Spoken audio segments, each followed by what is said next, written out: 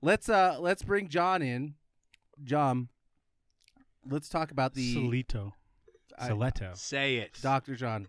Just John. John Sillitos. Sillitos. Yeah, That's what I tell my students. Just John. Just All right. John. Used to tell my So students. where can you explain a little bit where you teach? I used to teach at Weber State. Go I Wildcats. retired. Yeah, go Wildcats. Always. Great. Yep. There you go. And you were a professor of. I started out as the curator of special collections in the library, and I took early retirement. Then I taught half-time in the history department, but my degrees are all in history. Well, and then I saw you on a YouTube video. It was on YouTube. Well, it was like a show that somebody had put together, I think, about, I don't remember if it, was it about socialism in Weber County? In Weber County, yeah. Yeah, that was really good. I like that a lot. Yeah. Right, and you recently had a Funk and Dive. The lecture series. The lecture series at Funk and Dive. Hearth and Hound. Hearth and Oh, Hound. they put you upstairs? Hearth and Hound, yeah. Oh, okay. Yeah. So, So talk a little bit about that. What did you talk about there? Well, I talked about socialism, and one of the things I said there was that, we're hearing a lot of talk about socialism now. Yeah. Marx predicted that capitalism was doomed, and he said it'll burst asunder. Well, it hasn't quite worked out that way. No, it has not. And yet we're still talking about socialism.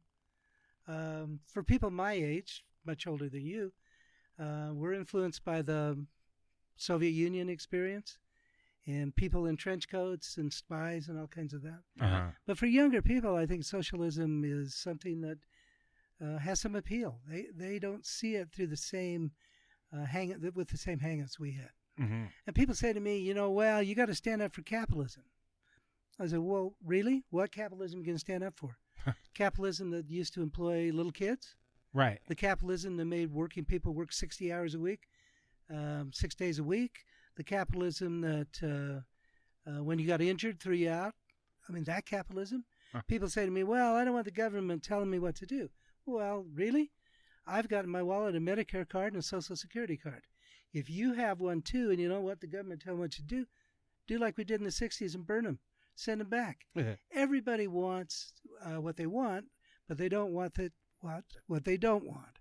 And to use that term socialism right now is a very interesting thing, because for many people it is an extreme negative, and it means government control of everything.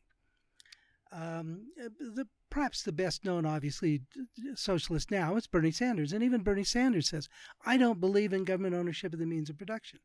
If you are really a socialist, you believe in ownership of the means of production, collective ownership and democratic management of the basics of society. And there isn't a major party candidate on either party advocating that. Right. Yeah. Now, I can give you some third-party candidates who claim to be socialists and who believe in that. Uh-huh.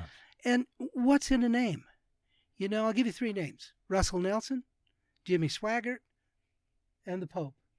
All three of them say they're Christians. Mm-hmm. Well, are they? Who's the most Christian of the three? Two of the three don't believe the other one is. Right. I mean, what is in a word? What's in a word is the way we interpret that word. And I think the other thing about socialism, socialists have struggled with this very key question.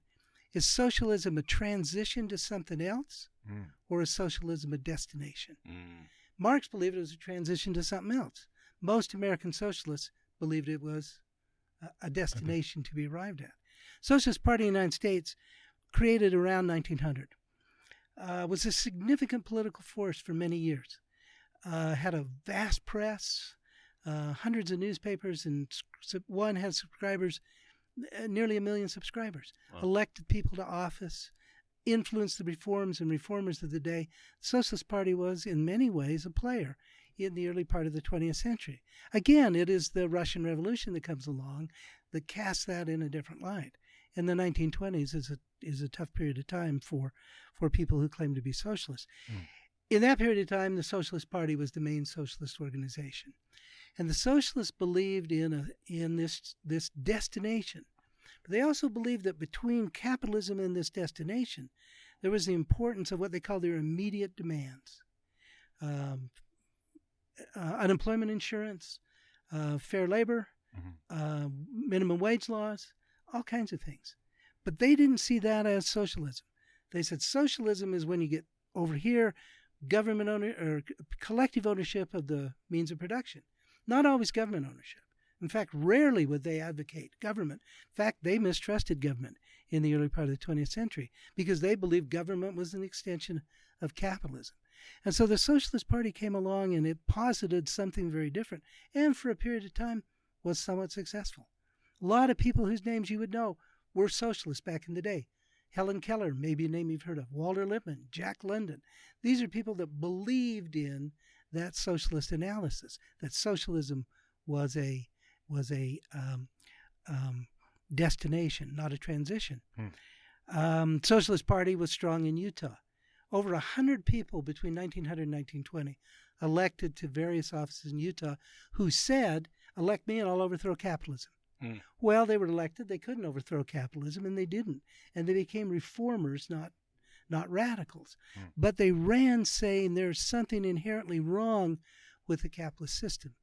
My friend John McCormick and I have studied socialism forever and have published on it. And it's a very interesting party in Utah. People elected, pretty much like the National Party in a lot of ways, conservative wing, left wing, close to organized labor, farmers, that sort of thing. There's one difference in the Utah Socialist Party you don't find around the country. 42% of socialists in the heyday of American socialism, 1900 and 1920, were members of the LDS Church.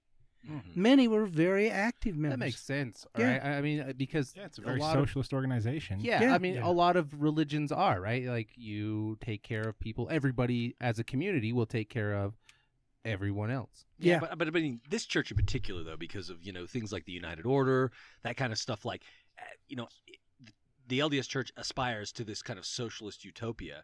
And so when they move to Utah, they try and implement it, it falls apart. Then along comes, this other movement in American politics, and a lot of people can get there more readily because they had lived, the United Order in Utah. So it feels comfortable to them. McCormick and I call these people the socialist saints. And as we like to say, when you find people like Joseph Smith Jessup and Wilford Woodruff Freckleton and Parley Pratt Washburn, these people are not Presbyterians. No, you do not. They're coming out of that Mormon context. One of them said, our politics are socialism, our religion is Mormonism.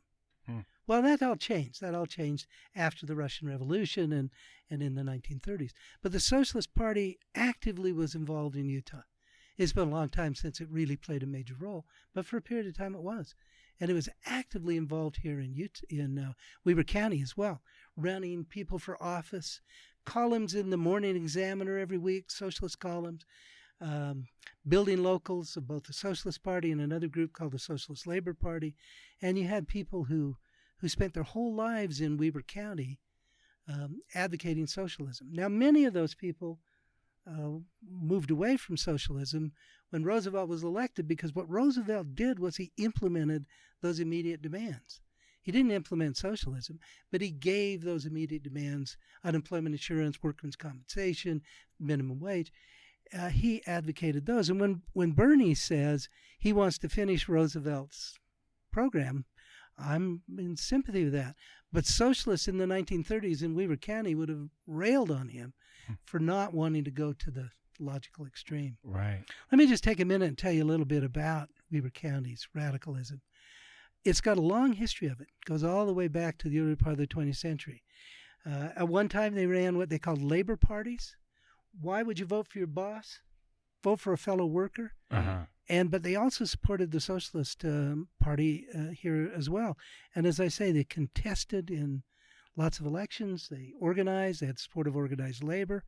And they were very successful at the ballot box. Let me give you some statistics, not to bore you with statistics, but in the election of 1920, when socialism is really hitting its high point, when the Socialist Party's candidate, Eugene Debs, campaigns from a jail cell because he'd been convicted of violating the Espionage Act, got 1 million votes. Here in Utah, or here in Weber County, while the Republican Harding defeated the Democrat Cox overwhelmingly, a local radical from Salt Lake named Parley P. Christensen, nominee of the Farmer Labor Party, received 9.43% of the vote in Weber County, the largest vote for for Christensen in this radical candidate in the state of Utah. Why? Because he had the support primarily of labor, particularly the railroad unions. 1924, That makes sense. Republicans, Democrats, and there's a third party, a guy named Robert La Follette, who's a progressive, former Republican, runs as a third party progressive. When the votes are counted, Coolidge, the Republican, carries Weber County 43% of the vote. The Democrat gets 23%.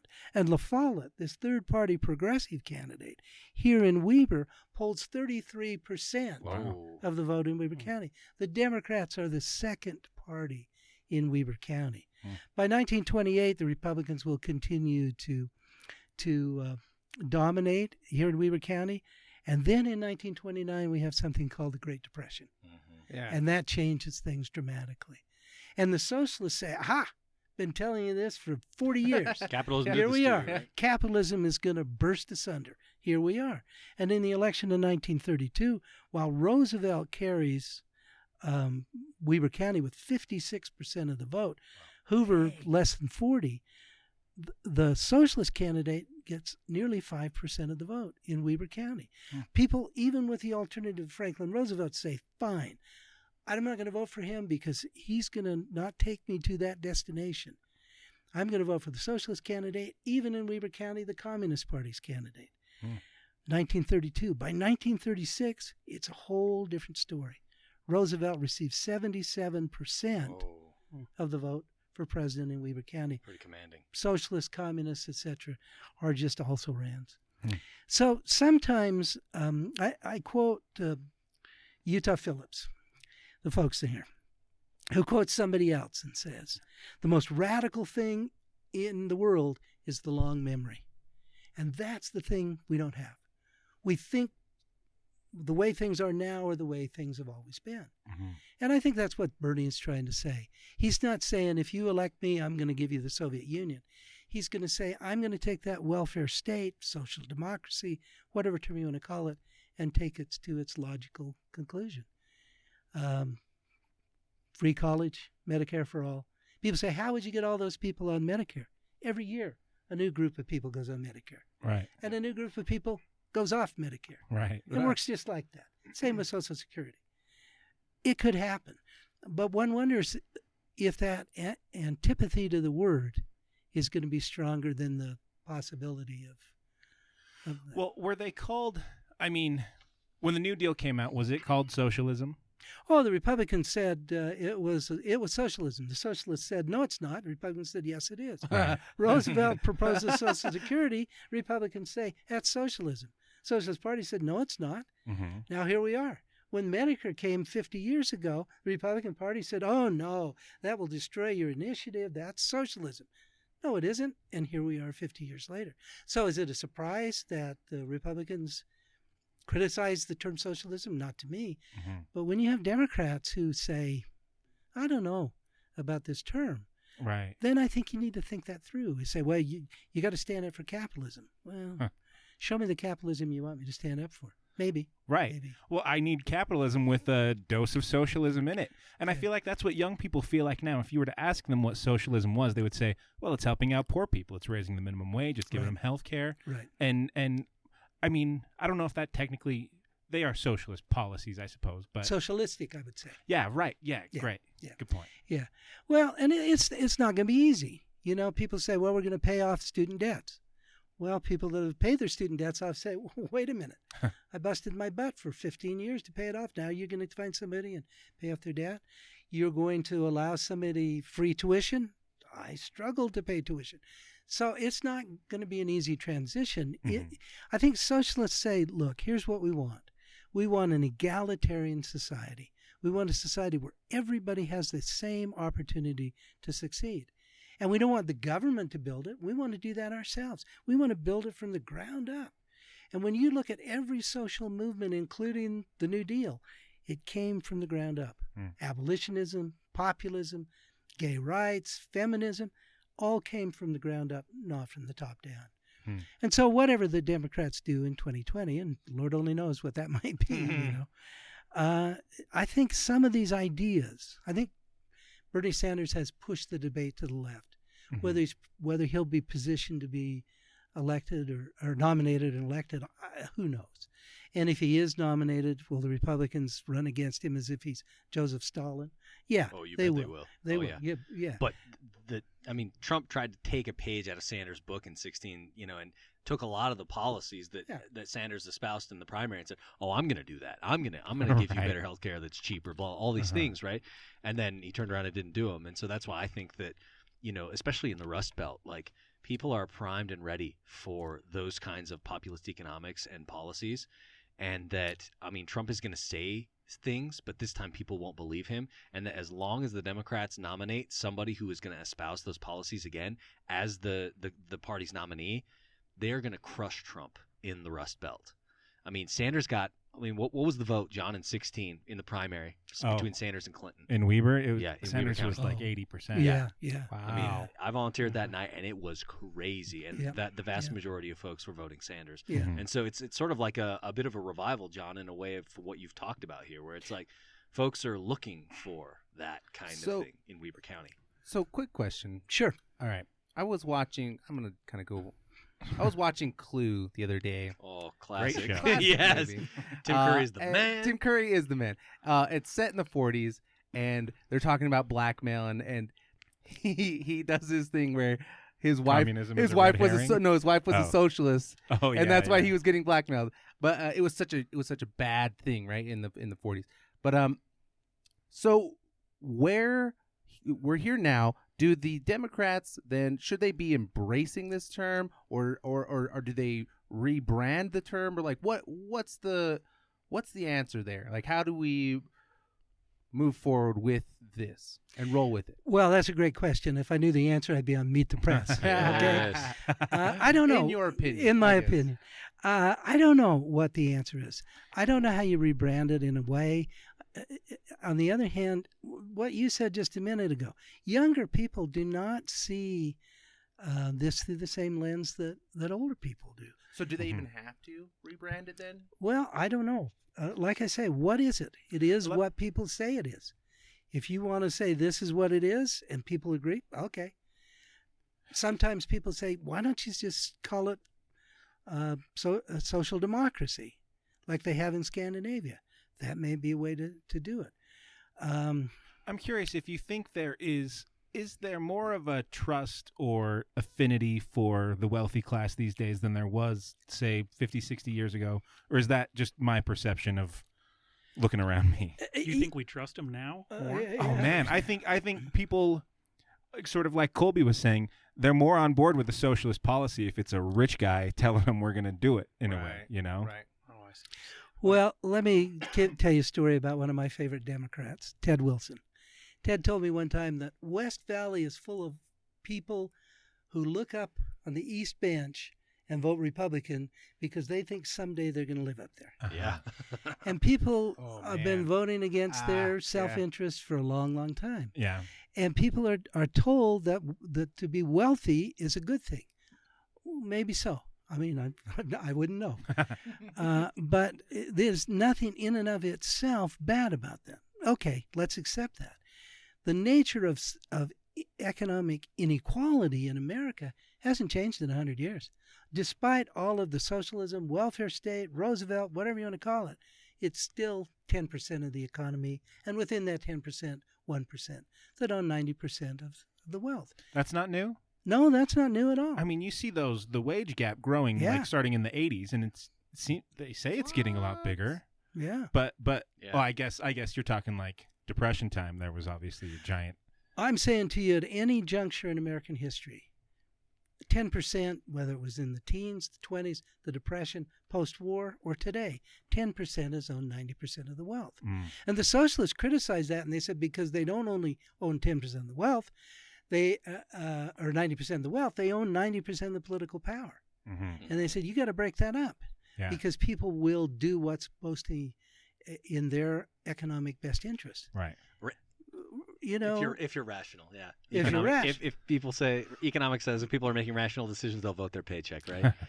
But like what John just said, West Valley, people are not voting their paycheck Right. because they think one day they're going to live on the East With Bend. the income inequality, the reason I think I'm leaning more towards socialism is in the 80s, I think I've said this a few times, minimum wage puts you out of poverty.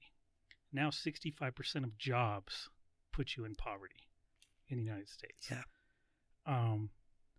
And we're not getting raises, right? We gave the 30% tax cut to the rich, and that didn't come back down to us, right? It did So not. they got a Not at all. 30% bonus right there in the 80s. Yep. Right. Now they got another, 7, 10%, whatever Trump gave them. I feel like the middle class, the lower income people, they need free education for their kids. They need health care for their kids now. I don't know where we're going to be if we don't get it in the next 20 years. Because our wages aren't going to go up. Oh. I mean, things are going to get, But I don't know those how are- bad it's going to get. I think those are historically the things that would precipitate change among the populace, but that doesn't seem to work anymore. So do you think, just being a historian, do you think that we're headed towards a second Gilded Age? Then is that because based off of what he's saying is like, where the workers were just shit on, really. At what point do you quit working? At what point are you just saying, I'm poor if I go to work. I'm People- poor if I don't go to work. People are Right. now defending companies' rights to send jobs overseas. Right. Like, Right. it's insane. They don't value their own work. I think we're in a second Gilded Age, and I Yeah. think it began back in the 80s, and it Ooh, went through into the 90s as well. Reagan, Mhm. bro. Um, worst. and Freaking and Reagan. others. Clinton. Yeah. Clinton, yeah. Clinton too. Uh, NAFTA. and Trump came along and said to old folks like me, I won't mess with your Medicare and Social Security. It's true. And a lot of union workers in the Rust Belt said, oh, okay, I'm going to vote for it because he's going to bring our job back. Really? Didn't happen. And now he's mucking around with Medicare and Social Security. Yeah. He took some of Bernie's rhetoric, Yeah, rhetoric. so I'll do the same thing, but he hasn't done I mean, it. he gave the tax cut. Now we're more in debt. So how do they fix that? They have to cut Medicare Services. and Social Security. Yeah. Sure. Yeah. Sure. Right? So what I've been telling people is, I mean, because there are a lot of folks, especially on Twitter, that will go out and defend the tax cut and say, well, did you get money back? Then it was a tax cut, Colby. Like, you need to knock it off. And it's like, yeah, sure. Yeah, I may have gotten, $800 or whatever I ended up with on my tax return. But guess what? We added $1.5 trillion to the debt. So all the money that you just gave me is not really my money. It's Chinese money, and I'm paying interest on it right now. 2% of that money Huh. came to the 70% or lower. So there you go. Two- You know what I mean? It's like you got crumbs, and that's the the thing that we've tried to communicate to folks is the fact that, like, yeah, sure, you may have gotten a little bit of money, but like you got crumbs compared to what other people got, and you're paying interest on the crumbs And Yep. here's the biggest deal. with plus me. what you gave Every single person in America is working. Okay, right? Low unemployment rate, and we're 1.2 trillion in debt this year. If we can't pay bills when everybody's working, we're Yeah. never going to be able to pay Hmm. bills. Well, and people say, well, look what Trump's done for the economy. Look at all the good things he's done. Unemployment's down. Okay. Okay.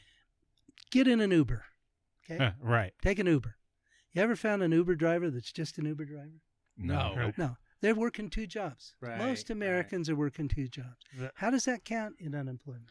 Here's a crazy. How stat. does that count? I don't know. Are they looking for jobs? Well, they seem to have two. Wh- So they're not Everybody's looking. working, but nobody's making money. Right. Um, Yeah. So this is why this is why I'm with John on this second Gilded Age thing, because I mean, if you look at the Gilded Age, the issue is that there are very few protections for workers, right? Like John talked about, what form of capitalism are we talking about? Like, I'm a business student, right?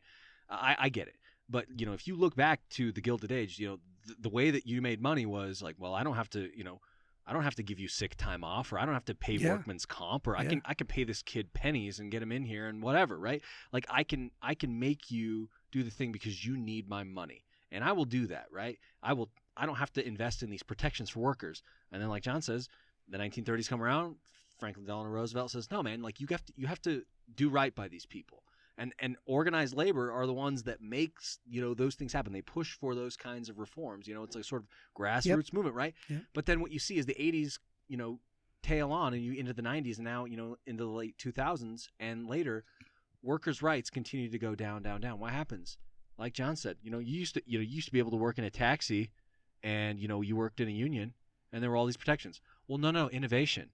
Now you have Uber, so all these guys are basically doing your job, but they can do it cheaper. And so people will say, oh, well, that's good. That's the market innovating, and so that this is a good thing. It's like, no, it's not, because all you're doing is saying, okay, we're going to deregulate this thing, and now that guy's going to make far less money, and it still costs maybe a little bit cheaper than taking a taxi, but not a ton.